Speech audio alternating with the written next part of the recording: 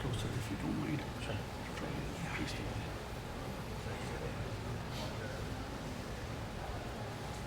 Muhammad wali baiti Muhammad salawat. Allahumma salli ala Muhammad wa ali Muhammad. Bismillahir Rahmanir Rahim. Alhamdulillahi Rabbil Alameen. والصلاة والسلام على أشرف الأنبياء والمرسلين حبيب إله العالمين أبي القاسم المصطفى محمد. اللهم صل على محمد وآل محمد وعلى أهل بيته الطيبين الطاهرين. رب اشرح لي صدري ويسر لي أمري واحلل عقدة من لساني يفقه قولي أما بعد. For these 7 or so days that we've been together, we've been talking about the seerah of Rasulullah, and we have been looking at this particularly because Imam Hussein alayhi salam mentions that this is his goal, to revive and to live by the seerah of his grandfather Rasulullah. And this is what he is stating Karbala is all about. So if we want to come closer to his goal and his mission in Karbala, then we need to also focus on the seerah of his grandfather, learning it, and then translate that into actions and attitudes in our own lifestyle. We've looked at some of the challenges that are there in the path of a person who's trying to get to the seerah of the Prophet. There are weaknesses in the transmitters that we looked at, those who were his companions and those who sometimes with evil intention, but many times without evil intention, but simply the realities of our own weaknesses when we are trying to learn and retain information. The Sahaba also had similar difficulties. We looked at some of the propaganda pressures that are there by the Umayyads, by the Zubayrids, which we looked at yesterday, who retroactively record history, sometimes manufacture history in a way that serves their own purposes, but is not authentic to the teachings of Rasulullah himself. Today I want to share one story with you that is told to us in the Quran, and then the story has become a point of contention between Muslims, especially between those who believe in the very high level of character and the infallibility of Rasulullah, and those who see his station as being something more ordinary. So what is the story? The story that is told to us is in Surah Abasa. Right, so the very opening lines of this surah, Allah says, أعوذ بالله من الشيطان الرجيم بسم الله الرحمن الرحيم عبس وتولى أن جاءه الأعمى وما يدريك لعله يزكى أو يذكر فتنفعه الذكرى أما من استغنى فأنت له تصدى وما عليك ألا يزكى وأما من جاءك يسعى وهو يخشى فأنت عنه تلهى. So Allah describes this scenario. He says that this man frowned and turned away. He frowned and turned away. Why? And جاءه الأعمى, because a blind man approached him. Now it seems from the context that it's not just because he's blind. The reason why a person would pull back and cringe and want to distance themselves from this person, it's not just because he's blind, but it seems like the fact that he is recoiling is because the person is also poor, and maybe the person's of low class, and maybe as goes with those kinds of qualities, often hygiene may not be as good. But it seems like those are also factors in the reaction of this person. He frowns and turns away because this blind man comes to him, and it seems between the lines that this person's blind and low class and poor and those kinds of things as well. عَبَسَ وَتَوَلَّى أَنْ جَاءَهُ الْأَعْمَى وَمَا يُدْرِيكَ لَعَلَّهُ يَزَّكَّى. What do you know? Allah turns to the person who's done this inappropriate act of frowning and turning away from this blind man. He says, what do you know? Maybe this person will purify himself. Or heed. So the two verbs that are used, yazakka or yazakkaru, our commentators think that yazakka, yatazakka means to purify yourself. Maybe this is referring to the fact that the person is non-Muslim, and what do you know? Maybe through your good treatment of him, your good interactions with him, your teaching that you offer him, that maybe he will convert, and by converting he will purify himself of the filth of shirk or whatever false beliefs he had before. Or if he's already Muslim, all of us, even if we're Muslim, we may not have the filth of shirk, but we also always need reminders. We always need to be reminded and encouraged and inspired again so that we can fix ourselves, come back on the path, because inevitably we're constantly veering and getting off the path. So what do you know? That this person might, if you hadn't treated him so badly, if you had dealt with him appropriately, he might have converted and purified himself of shirk. Or if you are already Muslim, then he might have gotten some reminder from your words of guidance and inspiration. وَأَمَّا مَنِ اسْتَغْنَى فَأَنْتَ لَهُ تَصَدَّى. So from this we understand that this person who had frowned and turned away was talking to someone who was mustaghni. Mustaghni means not only he's ghani means he's rich, but more telling or more of the characteristic Allah wants to put a finger on is he's mustaghni. Mustaghni means someone who sees himself as being rich. Right? Because wealth and poverty, to some extent, is a matter of perception. Imam Ali famously in Nahj al-Balagha is quoted as saying, if you want wealth without increasing your worth, your financial worth at all, then the secret is to find contentment. Right? To become richer, I don't necessarily have to get more money or get more wealth. All I really need is to find more contentment within myself. Poverty is my own perception that I am in need, that I don't have enough. Yeah? So this person who is mustaghni, so this, from this scenario we understand the person who frowned and turned away had been talking to someone who was wealthy, someone who saw himself as wealthy, saw himself as not needing anything. So an elite, maybe a snobbish elite, who saw himself as being wealthy and not needing anything. And that's the one that this person is engaged with, talking to. And then this blind man comes, and the person looks at him and frowns and turns away from him, ignores him, pushes him aside, and then goes back to talking to the wealthy people he was talking to. أَمَّا مَنِ اسْتَغْنَى فَأَنْتَ لَهُ تَصَدَّى. The ones who are rich, you engage with them, you deal with them continuously. وَأَمَّا مَنْ جَاءَكَ يَسْعَى وَهُوَ يَخْشَى. But this other poor man who was blind, and he came to you maybe with a lot of struggle. Imagine, a blind person can't move around as easily as those of us who are sighted can. It takes him he has to plan, he has to find someone to help him, he has to find his cane. However he walks and moves around, he has to do that, engage in some struggle. And he's coming to you humbly.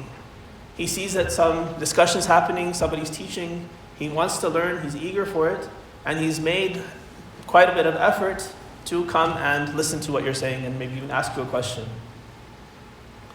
وَأَمَّا مَنْ جَاءَكَ يَسْعَى وَهُوَ يَخْشَى فَأَنْتَ عَنْهُ تَلَهَّى. But that person who is sincere, who came with struggle to ask you and talk to you and listen to you, you turned away from him. So this is the story that the Quran lays out for us.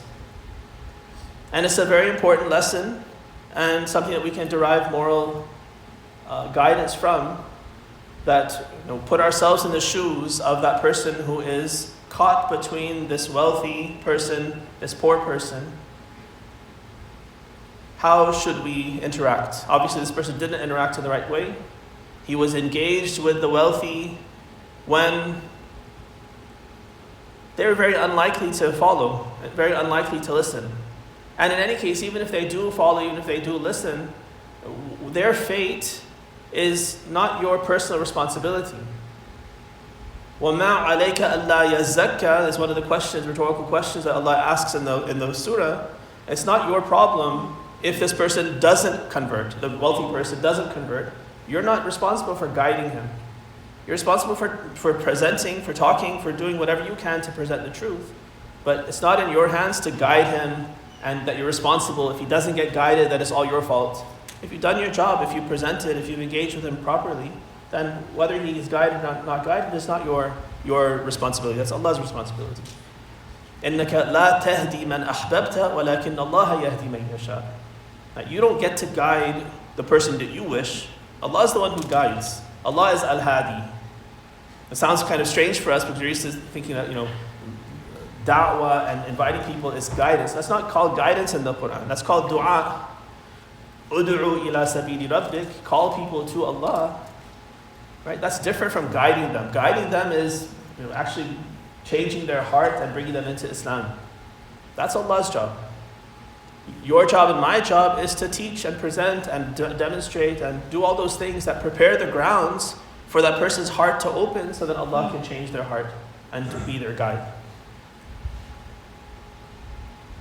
So the lessons that we can learn from this, put yourself in the shoes of this person who is talking to the rich person, turning away from the poor person. What is he doing wrong? So from the criticism, it seems that he's paying attention to the fact that these people are wealthy, high class, prestigious. And he likes them because of that. He wants to keep talking to them because of that. This blind person, he's turning away from him because he's low class. He feels like he's bringing him down. If he associates with him, then he also becomes a lesser person, he feels, because he's talking to a low class person. So that idea of people having high class and low class based on wealth, based on other kinds of superficial parameters, that's a false idea. Someone's lineage, someone's wealth, someone's job, those kinds of things don't bring prestige. Not real prestige anyway. Maybe dunyawi prestige, but that's not a kind of prestige we're supposed to be looking to attain, and we shouldn't be looking to be attracted to that either. And someone who is poor and then at the low end of society and in a bad career, no career, homeless, those kinds of things, that doesn't mean the person is bad. That doesn't mean that the person is less than you, that you can dispose of him or you can disrespect him and those kinds of things. The real thing is, what's the potential of guidance? What is the taqwa in each of these people? That's the measure of their worth in Allah's eyes, not these superficial things. Perhaps the dynamic was that in those early days, and one of the challenges for the Muslims was that a lot of the early converts were the poor and disenfranchised of society. I think of the Abu Dhars, an outsider from the tribe of Jafar, a nobody in Quraysh, a nobody in Mecca. Bilal, a slave, nobody in Mecca. Ammar bin Yasir, the slave of Banu Makhzum, also nobody in Mecca. Many of these individuals who were the first to accept Islam and come to the Prophet, Zayd ibn Haritha, the Prophet's adopted son, freed slave, also nobody in Mecca. So all these people were socially nobodies. And they're some of the first people to accept Islam and come to the Prophet and be his first supporters. Now, of course, the Prophet himself, Banu Hashim, they're from nobility. But these other people who came around, they were low class according to the hierarchies of society. And this became kind of a challenge for maybe some of the wealthier and high class people who were converting. Because they felt like, Muhammad's attracting the rabble. It's all the low class people who are coming around him. Do I really want to associate myself with that kind of crowd? I'm used to sitting with the nobles of Mecca, the aristocracy. If I convert to Islam, I have to leave that company, that very good company, and go to this low class company. Some of them who did convert, those aristocrats who did convert, they also felt this tension in themselves. Now we're Muslim, I'm with the Muslims, but it'd be great if I can bring some of the aristocrats over. Let me go talk to them and try to, if I can bring one of them, if I could convert Abu Jahl, right? What kind of, all of Banu Makhzum would follow suit. Right? You get that one person who's the keystone, who's the critical person in that tribe. The way tribal society works is once you get him, then you get the whole tribe. But you get 100 slaves, and all you have is 100 slaves. Right? You get one tribal leader, you have 1,000 members of his tribe, because once you get him, then you get everyone. So with that logic, then they went after the wealthy and the aristocratic people, and we're talking to them, trying to teach them and convert them. And now this rabble comes, this blind man comes, and I was trying to avoid him. I was trying to sell Islam to these wealthy people, and now this guy is, he's bringing my product down by showing them that, look, Muslims are like this, blind and poor and this and that. So this tension was there in this person in the story, and he reacted incorrectly. He offended the blind person, pushed him away, and engaged with those wealthy people. And nothing good came of it. They didn't convert.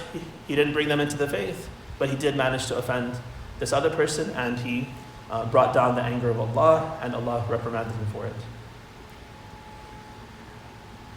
So it's a very important story, a good story, something that we can also use to apply to ourselves, also think about our own dynamics. We have this challenge sometimes. Many of us are direct immigrants or the children of immigrants. And while once we leave the masjid, we might be seen as a minority, we might be seen as the lesser in society, but sometimes within our society, within our community itself, we come up with our own dhulm and our own hierarchies. And we think that, the people who are from this culture or that culture, they're better, the people from this other culture, they're not as good. And so we have a kind of racism towards each other. That convert who comes in, we think, he's a convert, keep him at a distance, we're kind of suspicious of him, or he's black or he's white, and I don't know about his background. And we create our own racisms and our own stratifications within our own community. When we suffer from that sometimes in public, at the hands of society at large, but then when in here, if I'm a little bit more, prestigious, or I have a better career, or better background, or this or that, or I speak this language or that language, I feel superior to you because you don't have those same things that I think I have. Right, so this story is a great reminder that we should think about these things and readjust, not give in to these different kinds of biases, these different kinds of racism and other kinds of isms that create these false hierarchies, and come back and recognize that taqwa, closeness to Allah, righteousness, those are the real traits that bring virtue to a person.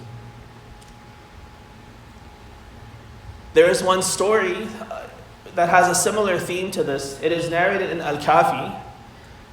And if you are familiar with, there's a really beautiful book called Dar-e Rastan by Shahid Mutahhari. Is that a book that's familiar to any of you? Those who speak Farsi might be familiar with it. No, Dar-e Rastan, Stories of the Righteous. It's been translated in English, I think, as well. I think it's called Stories of the Pious or something like that. The translation doesn't do it justice. Shahid Mutahhari is this amazing figure, one of our shining lights, a revolutionary thinker, someone who paved the way intellectually for the revolution to happen in Iran.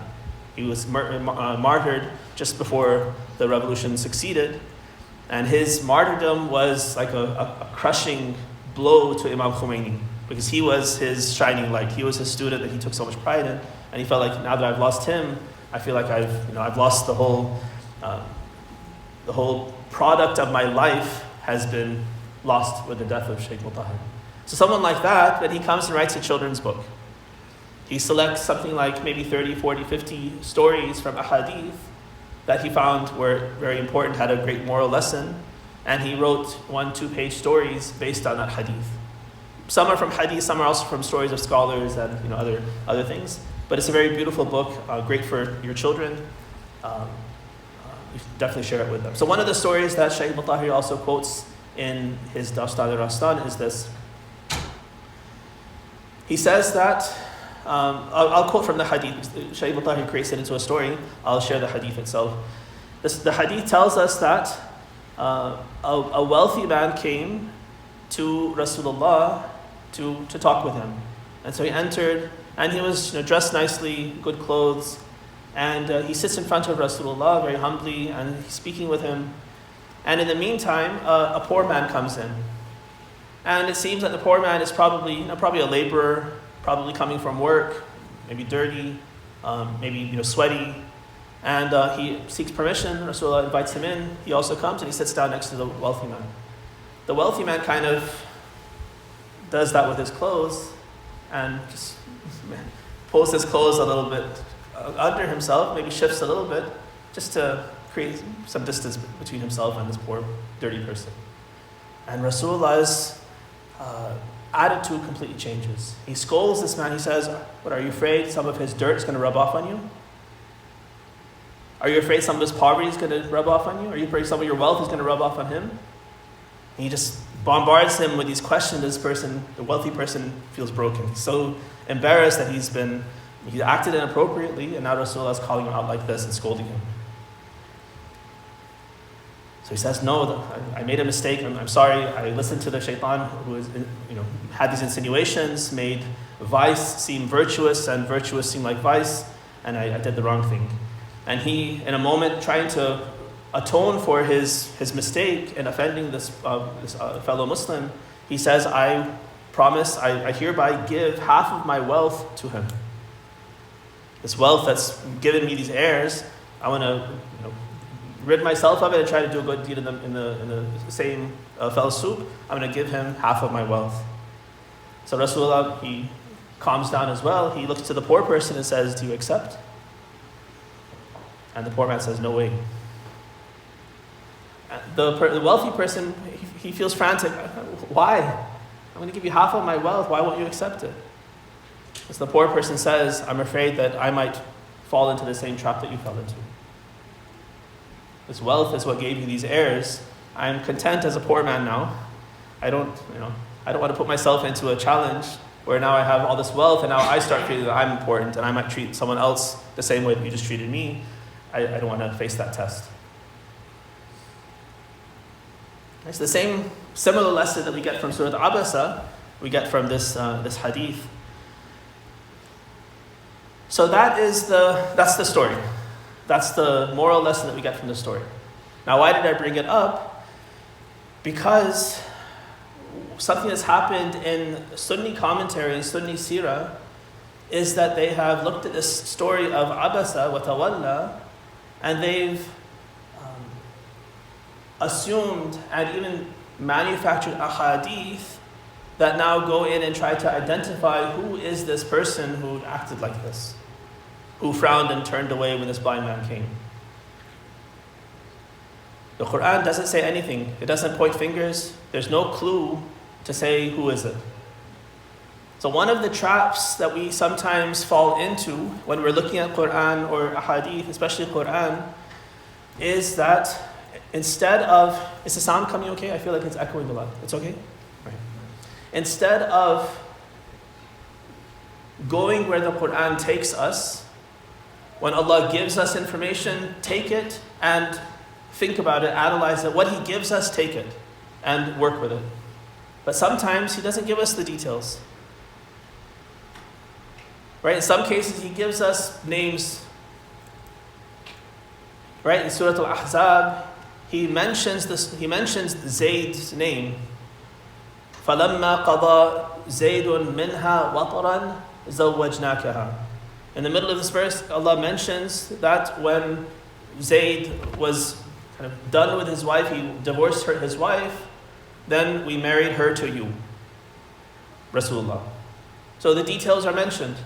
That Zayd was married to some woman, so we know from history that it's Zaynab bint Jahsh, who was the also a cousin of Rasulullah, and for some reason Zayd then wanted to divorce her. He divorced her, and once he divorced her, then Allah commanded Rasulullah to marry her. And this was a big taboo, a big controversy, because Zayd was an adopted son. And just like in our society now, when people adopt in this Western society, when you adopt, that person is now your son. Like the legal adoption equals blood adoption. That's the case now, right? Once you adopt that child, there's no difference. They inherit from you. You call them your own son, your own daughter. They are yours, as though they were born from you. That's how the Jahili culture also used to think. Islam says, no, that's not the case. Orphans must be cared for, must be protected. All of that's correct. That's a good moral guidance. However, don't mess with lineage. Don't call someone your son when he's not your son. He is someone else's son. Let people know whose son he is. Keep the lineage intact so everyone knows who's related to whom. If he needs protection, if he needs whatever he needs from you, give it to him generously. Protect him, take him, whatever you need to do. Even take him into your home and treat him like a son in terms of your love and your caring for him. But don't call him your son and say, oh, he's my son, and whoever his biological father is out of the picture. I'm his biological father legally now. Don't say that. So Surah Al-Ahzab, one of the goals of Surah Al-Ahzab is to break this wrong way of thinking that was there in Jahiliyyah of before Islam and is there now in the Jahiliyyah after Islam in our society. أُدْعُوهُمْ لِآبَائِهِمْ هُوَ أَقْرَبُ عِنْدَ اللَّهِ. Call them by their fathers' names. Attribute them to their own fathers. Don't call them your sons. So anyway, the details are mentioned, names are mentioned, and so here, no problem. If Allah is mentioning the name and mentioning the details, then we should understand what's the historical background for this. But in a case where he doesn't mention names, doesn't mention any clues, there's no indication that he wants us to dig into the history and see who was it and who's at fault and who did what, then we shouldn't go for that. We shouldn't delve into all of that. He wants us to, he could have mentioned details again, given us some clues so we can go into history and see, who is this person? Let's shake our finger at him. But he doesn't give us any clue. And even Rasulullah, even the Imams, they never give us any clue. They never tell us what the backstory is. So this is a trap of shaitan to deviate us away or make us deviate away from the purpose of the surah. That instead of looking at the purpose of the surah, learning a lesson that's a universal lesson that we all have to always keep in mind, we put that aside. Let me get the scoop, like a soap opera. Let me get the scoop on who did what, and should I blame this guy? Should I blame that guy? And it becomes just a gossip type of a thing instead of taking the moral lesson from the surah. But unfortunately, this has happened. From the scholars of Ahlul Sunnah, they manufactured a set of hadith that say that the person who frowned and turned away was none other than Rasulullah himself. So again, go into Sirat Ibn Hisham and any of these other sirahs. Abasa wa tawalla is about Rasulullah. Suyuti, in his Tafsir Riwa'i, he narrates several traditions in his Ad-Durr al-Manthur that this is referring to Rasulullah. He's the one who frowned and turned away. And the blind man they name as Abdullah ibn Maktoum.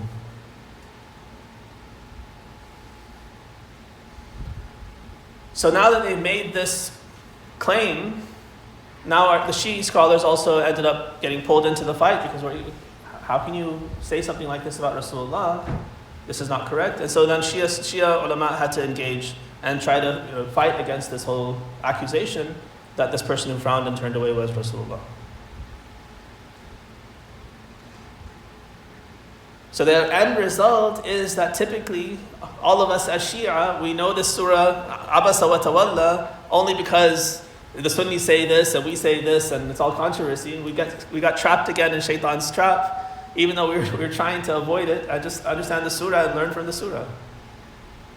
But Shaitan worked in many ways and got us back where he wanted us, and looking at the controversies and the gossip and forgetting the lesson.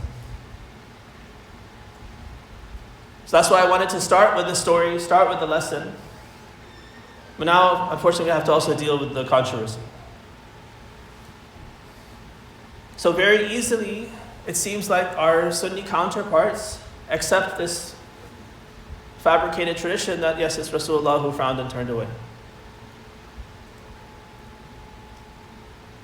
And it lowers their esteem of the Prophet. They have a belief in infallibility, but it's a limited kind of infallibility. The typical position of the Ahlul Sunnah is that he's infallible in terms he has to complete his job as prophet. He has to convey the message correctly. He can't forget the Quran. He can't make a mistake in the teaching of the Quran. When it comes to religious learning and teaching, he can't make a mistake there.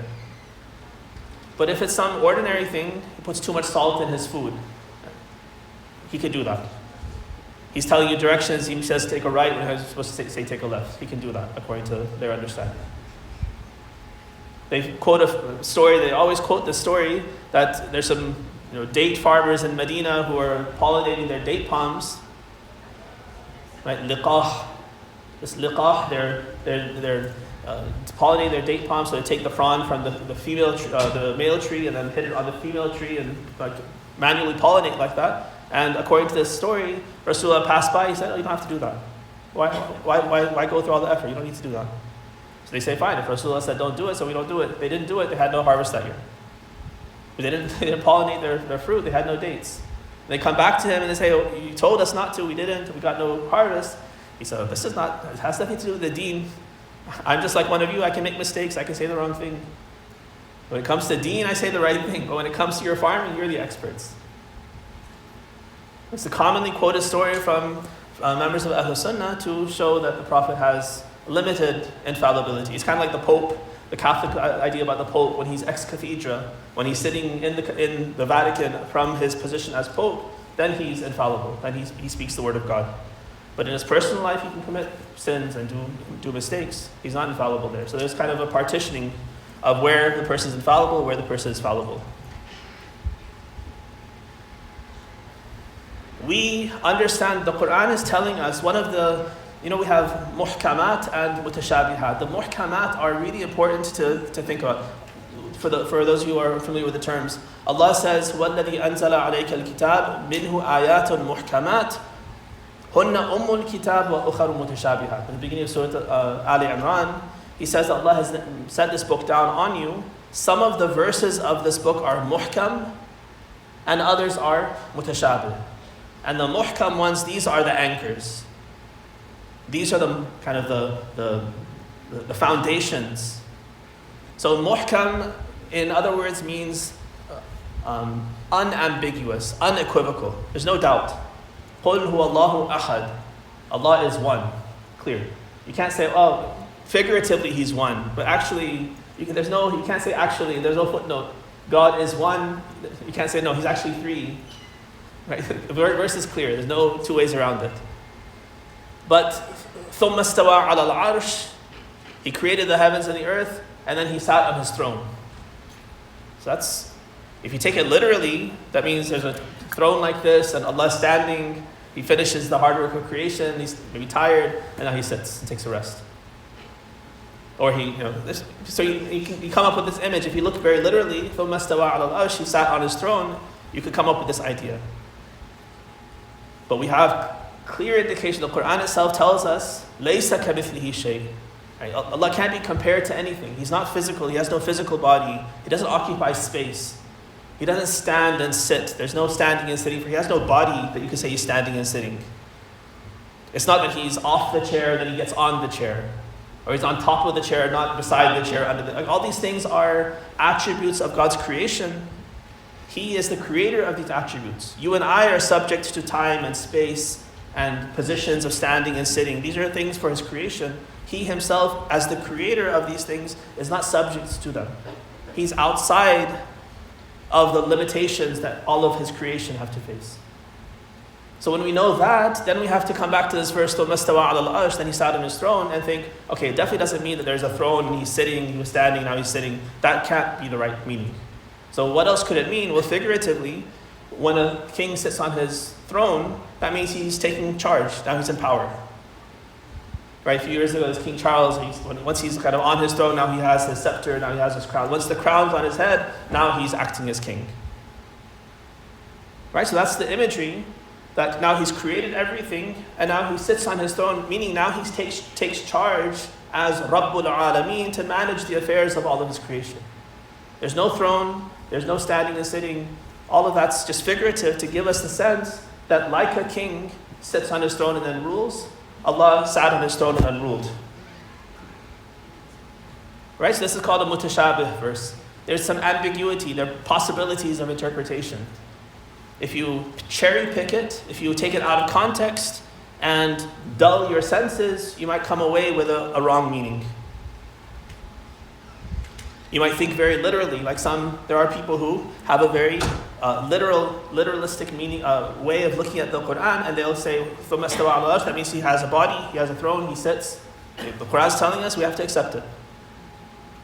But your mind says something otherwise. The Quran itself is saying, don't compare it to anything. Leave that aside. The Quran is saying, he sat on his throne, he sat on his throne. They have that kind of a shutting down of the intellect, not looking at the whole context and looking at other verses to help to understand the full message of the Quran, and they cherry pick and they misunderstand a verse. So one of the muhkamat that we have for understanding who Rasulullah is and what his position is إِنَّكَ لَعَلَى خُلُقٍ عَظِيمٍ. وَإِنَّكَ لَعَلَى خُلُقٍ عَظِيمٍ. You are possessed of an outstanding character. And this is Allah's declaration of Rasulullah's outstanding character. Right? That is an anchor that we have to hold on to. Now, any story that you come across in the seerah, anything that's attributed to the Prophet, you have to judge it based on this. Is this outstanding character that you're talking about? Or is this shoddy character? Is this someone who is, degraded, and someone who is doing something wrong and doing something, embodying some sort of vice? If it's implying he's doing something wrong, that he's being reprimanded by God, he's being scolded by people, then that's a false story. Because Allah is saying that He is vouching for Rasulullah's character and saying, you have outstanding character. Right? So that's a muhkam verse, that's an anchor. We hold fast to that. And any mutashabih idea, any questionable idea in Quran or outside of Quran, we judge it based on this muhkam and say, is it compatible with Rasulullah having outstanding character?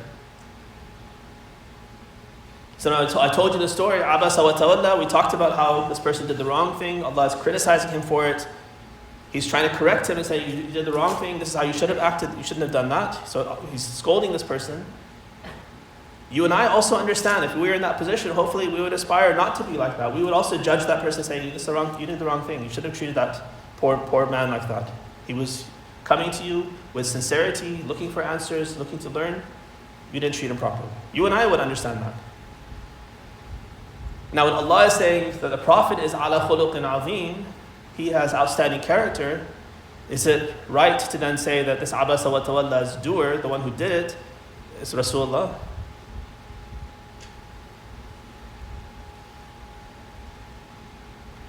So this is one of the strongest arguments that our Shi'i ulama have presented to say that this is absurd. Come up with whatever hadith you want and quote them to say it's Rasulullah. We say absolutely there's no way it's Rasulullah. Based on the Quranic verse itself, which tells us that Rasulullah has outstanding character, Allah is vouching for him, and if this verse is telling us that someone did something wrong, then it's definitely not Rasulullah, it's someone else. Recite salawat ala Muhammad wa Muhammad.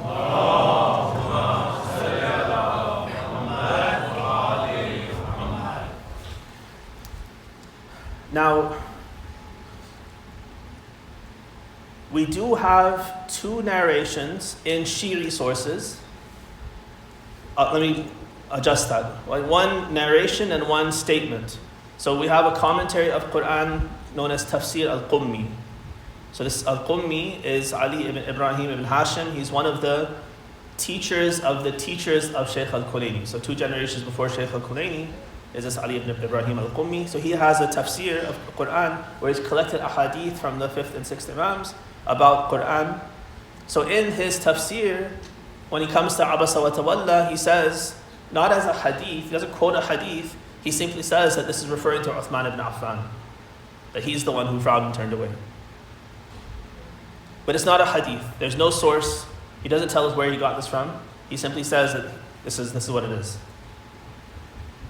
There is another weak tradition that we have from Shaykh al-Saduq quotes it.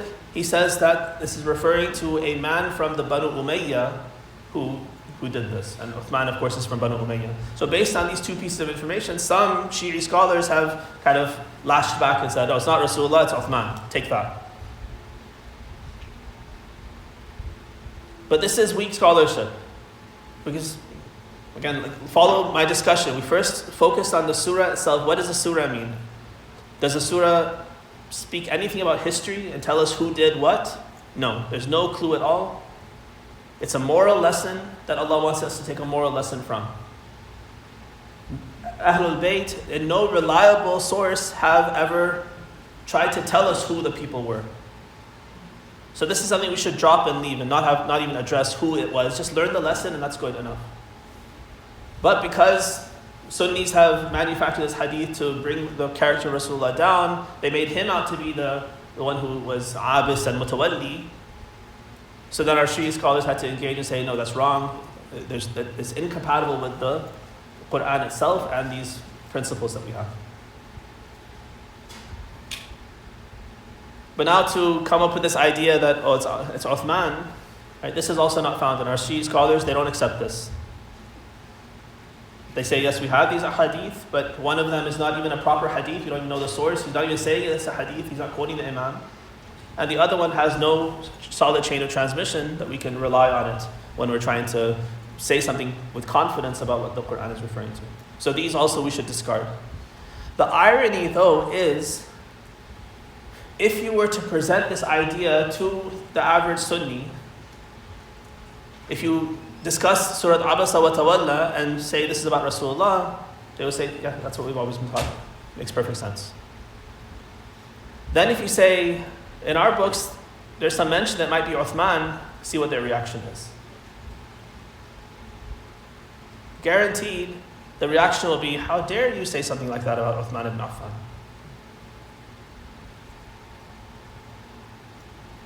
That should show that there's something wrong with your standards. Why are you so offended that something negative could be said about Uthman ibn Affan, but you don't have that same sense of offense for the defense of Rasulullah's character? All right, so this is one of our stories, and you see some of the dynamic and some of the developments of how the discussion has evolved around it. Hopefully, inshallah, you come away with the correct perspective on the surah as a moral lesson for us to learn from. And this historical debate, it's good to know about it, but when you discuss Surah Abasa wa Tawalla, try your best to ignore this whole thing. Don't keep bringing this up in our discussions, certainly your internal discussions, your internal understanding of the surah. Forget about, it's definitely not Rasulullah, you know that for a fact. Don't even try to guess who it is and try to think, like, I'm going to find a clue that nobody else will be able to find for the last 1400 years. It's not a historical verse. But this shows also one of the challenges that we have to face. If things like this can be manufactured, that contradict the spirit of the Quran, contradict literal verses of the Quran, muhkamat of the Quran, that go against our own sense of morality, then this is a huge challenge to accessing the seerah of Rasulullah and getting to some truth. So we have to have our guards up, we have to be aware, we have to be very careful as we're receiving information to see who is presenting the information, what's the source. If you have questions, and engage with questions with humility and ask your questions and make sure you find answers. You're under no obligation to accept something historical until it makes perfect sense to you. History and the facts of history are not part of aqa'id. You're not going to be questioned in the grave by Munkir and Nakir that, do you know this detail? Do you know who did Abasa wa Tawalla? That's not a question we're going to be asked, even if it was a historical verse. These are not questions that we're responsible for. So we don't need to engage with these kinds of ideas, but we do need to be inquisitive, be curious, be open-minded, and engage in a level-headed way, and make sure that we understand. And when things don't make sense, that we respectfully challenge them, seek out help from people who know more to figure out how to strengthen your own position and how to refute that other position so that you can be strong and deal with these mutashabihat and these other kinds of false ideas, and they don't accumulate where they become a major doubt for you and shake your faith. Recite salawat ala Muhammad wa ala alihi.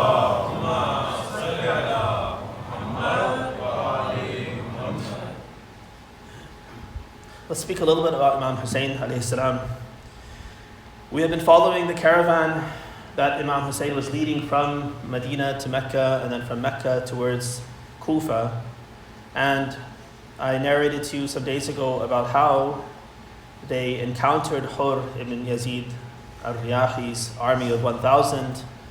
And Hur said that his instructions are to prevent Imam Hussein from moving forward into Kufa, and also to prevent him from retreating to Mecca or Medina. At that time, Hur says that let me send a letter back to Ubaydullah, who is his commander, and find out what's my duty, what am I supposed to do. In the meantime, before we get our answer, then let's just follow a kind of a circuitous path around Kufa. So you're not entering Kufa, you're not going back to Hijaz, but we'll go around. And if you look at the map, it actually makes perfect sense. Medina is to the north, Mecca is to the south. So Imam Hussein goes from Medina to Mecca, and then he goes north towards Kufa. Before getting to Kufa, he has to go around Kufa to Karbala. Karbala is northwest of Kufa. That's how he ends up in Karbala, right? Because he was following Hur and he were going in this kind of circle around Kufa without entering into Kufa. So they continue on this path, and at one point the letter finally comes back from Ubaydullah ibn Ziyad for Hur. And Ubaydullah's command to Hur is that you are to stop the caravan of Imam Hussein in a place where there is no shelter and there's no access to water. Hur is himself very troubled by this. It is his superior who's giving this command to him, so his military sense says he has to obey. He's just a soldier. But we saw that he is noble. He has received the kindness of Imam Hussein. He was the one who watered him and his animals and his soldiers when they first encountered them as an aggressor, and Imam Hussein watered them and was so generous with them. He recognizes that Imam Hussein has the right to lead prayers, and I will just follow behind. He recognizes that Imam Hussein's mother is Fatima Zahra, and I dare not say anything but good about her. So all this virtue is in Hur, and now he receives this command from his superior saying that he has to treat Imam Hussein in this inhumane way. So he actually shows the letter to Imam Hussein and says, I don't want to obey it, but the messenger who has brought it, and according to some reports is Shimr or whoever else it was, that he is now a spy over me. If I don't act according to Ubaydullah's command, then I will simply be replaced and the other person will take over, and then I can't even help you as much as I want to help you. They continue a little bit and they find this area. During this time, one of Imam Hussein's companions, Zuhair ibn al-Qayn, comes to Imam Hussein and he says that my advice is that right now we are in the best position to go ahead and preemptively launch our attack on these people. We outnumber them, or at least match them. We don't know the exact numbers, but presumably at this point Imam Hussein has maybe thousands of people with him, because they've been accumulating as he traveled. Even if he doesn't have thousands, if he has hundreds, to Hur's 1,000, he said the odds are really good right now. We can take them, we can wipe out his army, because if we don't act now, then those who will come after them, we won't be able to withstand. So like the advice in the Jummah khutbah yesterday, I was sharing some of the advice that others also gave to Imam Hussein. This is very good strategic advice. If Imam Hussein's point is to win and to destroy the enemy and kind of have a military victory, then this is very good advice. But he tells Zuhair that I will not initiate the engagement. I'm not going to be the first to initiate this fight. As of now, they have not showed any aggression towards us, and so we can't show any aggression towards them. They continue a bit, and then they finally come to a place, and Hur indicates that this is where I have to stop. There's no access to water here, there's no shelter. Imam Hussein notes that his horse also stops, and it doesn't go forward. He asks, what is this place? And one person says, this is Taf. He says, is there any other name for the place? They mention that it was called Nainawa. He says, no, there must be some other name that I've heard. They say it's also called Karb Bala. And he says, A'udhu billahi min al-karbi wal-bala. He seeks Allah's protection from the trials and tribulations of this land. He is not looking for military victory. He is looking to fulfill his role, which is to reform the ummah of his grandfather. And that is not going to happen. It's already been tried and tested. His father and his brother tried their best to rule with justice and implement the rules of Islam and justice from the top, and it didn't take.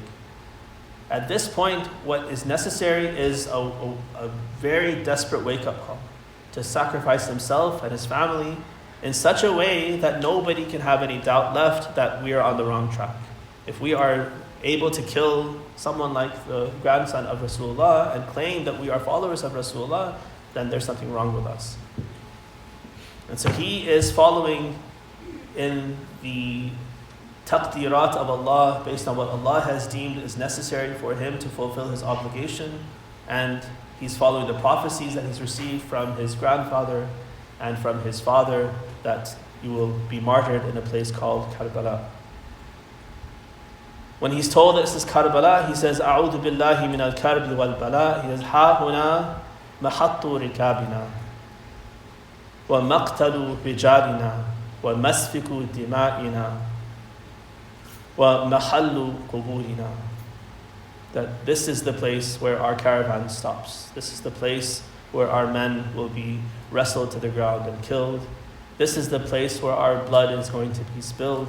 And this is the place where our graves are going to be built.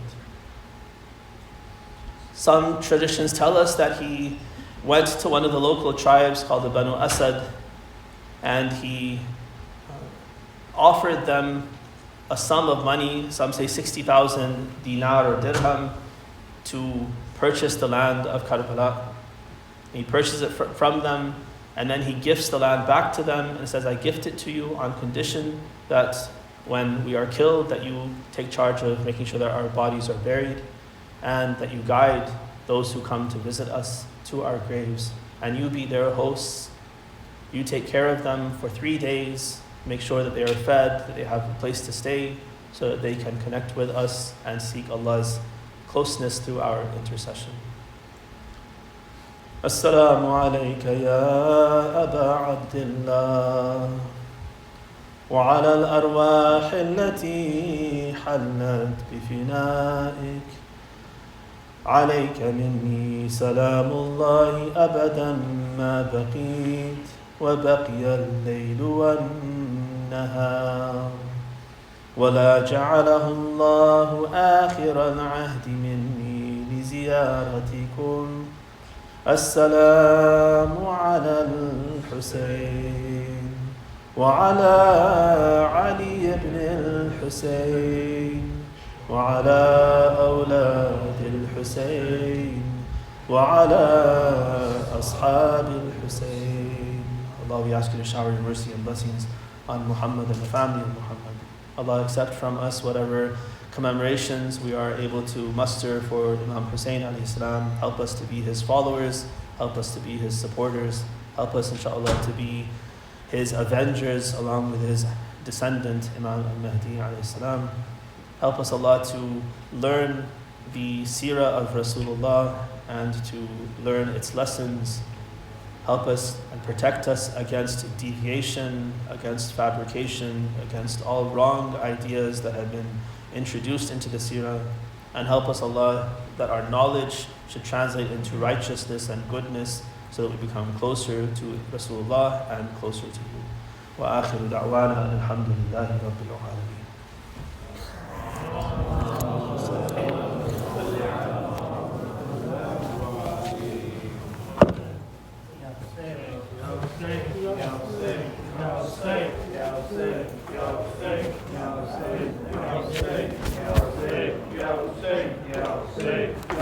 Yeah,